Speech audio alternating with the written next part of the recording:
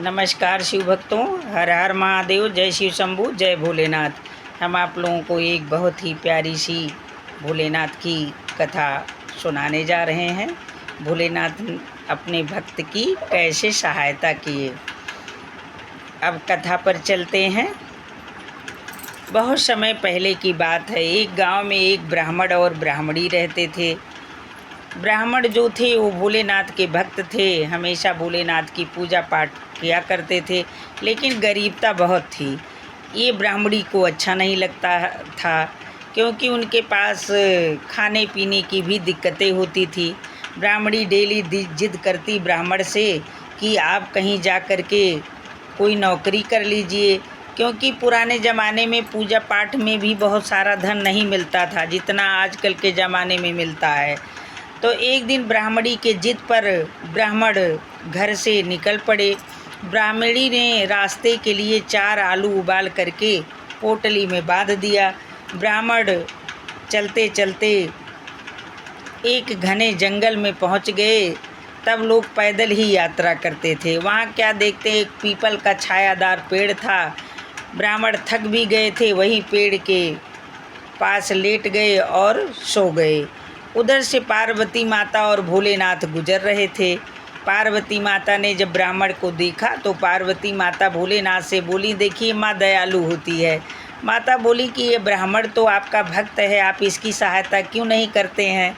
तो भोलेनाथ बोले कि भक्त तो है, लेकिन इसके कर्म में धन नहीं है। माता बोली कि आप तो कुछ भी कर सकते हैं, कुछ तो मदद करिए। बाबा बोले चलो ठीक है। अब भोलेनाथ और पार्वती माता उधर से चले गए। जब ब्राह्मण उठे तो अपनी पोटली से सोचे कुछ निकाल करके खा लूं, भूख भी लगी थी।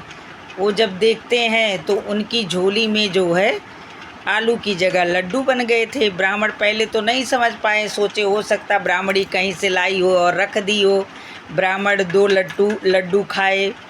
फिर झोली में देखते हैं तो 4 लड्डू है। खूब लड्डू खाए, पेट भर गया, पानी पिए और वहीं से वापस आ गए। आए अपनी पत्नी को सारी बात उन्होंने बताया। तो पत्नी देखी, महिलाएं बहुत बुद्धिमान होती हैं। पत्नी बोली ठीक है, बहुत अच्छी बात है, भोलेनाथ कहीं न कहीं आपकी सहायता कर दिए हैं, आप एक लड्डू की दुकान खोल लो। अब एक लड्डू की दुकान ब्राह्मण खोल लिए। दुकान बढ़िया चलने लगी। और गांव देश में कुछ जलने वाले भी लोग होते हैं। अब लोग ये देखते थे कि इनके यहाँ लड्डू बनता नहीं है, तो ये इतना सारा लड्डू दुकान पे आता कहाँ से है। अब धीरे धीरे तब देखिए जो है राजा के पास तक खबर पहुँच गई। लोग बोले कि प्रभु जो है ब्राह्मण दुकान चलाता है, लेकिन उसके यहाँ लड्डू बनता नहीं है। सुने हैं उसके पास एक अद्भुत झोली है, उसी से लड्डू निकलता है। ये झोली तो आपके पास होनी चाहिए। अब राजा ने कुछ सैनिकों को भेज करके और ब्राह्मण से छीन करके झोली मंगवा लिए। अब ब्राह्मण की भैया दुकान तो बंद हो गई लड्डू वाली। अब उसी से वही उनके आय का साधन था। ब्राह्मण बड़े दुखी हुए, निराश हो गए। ब्राह्मणी बोली कि फिर आप उसी जगह पर जाइए।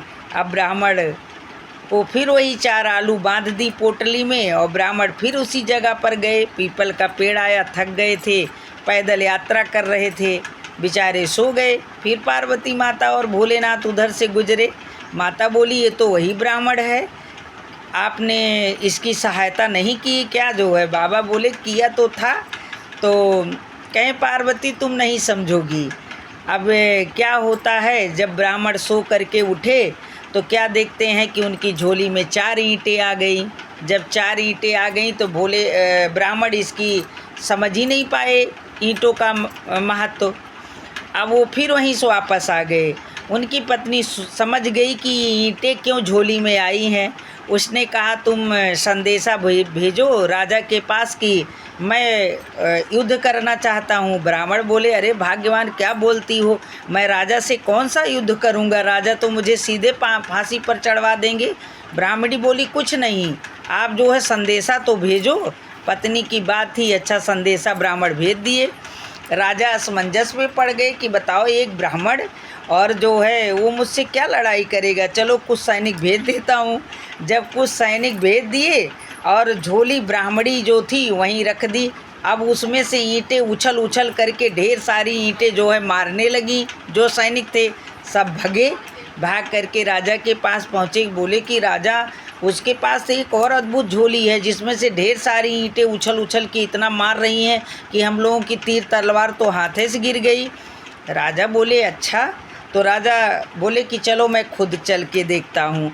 अब जब राजा आए तो क्या देखते हैं, फिर उसमें से ईंटें उछली। तो राजा हाथ जोड़ करके खड़े हो गए, ब्राह्मण देवता को प्रणाम किए और बोले कि ब्राह्मण देवता, जो भी गलती मुझसे हुई हो मुझे क्षमा कर देना। तो देखिए भोलेनाथ बहुत ही भोले हैं। आकाशवाणी हुई कि तुम राजा ब्राह्मण की झोली को वापस कर दो लड्डू वाली, और आज के बाद से ब्राह्मण को कभी सताना नहीं। तो राजा डर गए और भगवान के सामने, महादेव के सामने हाथ जोड़ करके अपना आसमान में ऐसे उनको प्रार्थना की, बाबा के चरणों में नमन बंदन करके, और बोले प्रभु मैं ऐसी गलती कभी नहीं करूँगा। तो देखिए भोलेनाथ खुद आकर के ब्राह्मण की सहायता किए और ब्राह्मण और ब्राह्मणी सुखपूर्वक रहने लगे। जैसे हम लोग भगवान की पूजा भक्ति करते हैं ना, तो सोचते भी हैं कि अरे इतना करते हैं भगवान हमारी नहीं सुनते। ऐसा नहीं है, भगवान सुनते ज़रूर हैं, लेकिन थोड़ा समय का इंतज़ार रहता है। कभी कभी किसी के भाग्य में धन नहीं होता है, लेकिन जब ये उनका भक्त बहुत कष्ट में हो जाता है तो भोलेनाथ बहुत ही भोले हैं, कहीं ना कहीं मदद भी कर देते हैं। और पार्वती माता भी बहुत भोली हैं, वो भी जो है कहीं न कहीं हम लोगों की सहायता बाबा के भक्तों की माता भी करती रहती हैं। माँ बहुत दयालु होती है। मेरी छोटी सी कथा थी, यहीं पर समाप्त होती है। अगर मेरी कथा अच्छी लगी हो तो मेरी वीडियो को लाइक और शेयर ज़रूर कर दीजिएगा। कमेंट बॉक्स में जय महादेव ज़रूर लिखिएगा। हमारे एक भाई हैं शैलेंद्र जी, मैंने देखा जो कि मेरी सारी कथा पर उनका लाइक कमेंट सारा रहता है और वो शायद सुनते भी होंगे।